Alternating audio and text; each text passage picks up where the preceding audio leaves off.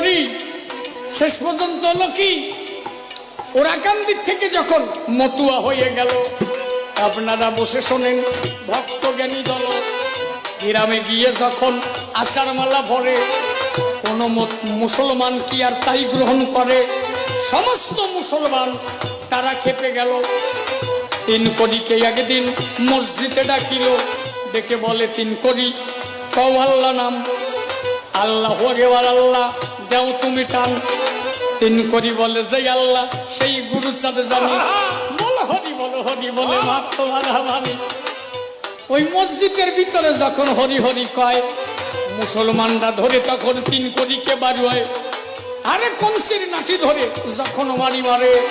তিন করি বলে, বাবা গুরু সান রক্ষা করো মোরে, তুমি বিনে সংসারে আমার বান্ধব কেহ নাই।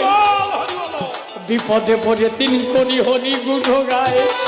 আবার বলে মুসলমানে, হ্যাঁ তিন করি বল লা ইল্লাল্লাহি মুহাম্মদ রাসূলুল্লাহ। তিন করি বলে, যিনি আল্লাহ তিনি আমার গুরু সান। আরে হরি বলে কাঁদে আমার এই মনপ্রাণ।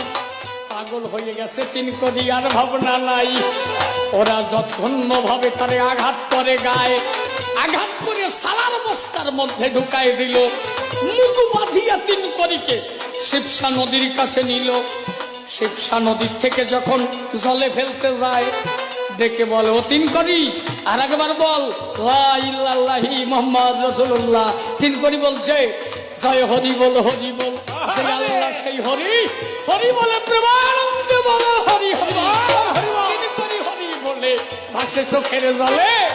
তিন করি ওই মুখ বাঁধা বস্তা ঢেলে দিয়েছে জল।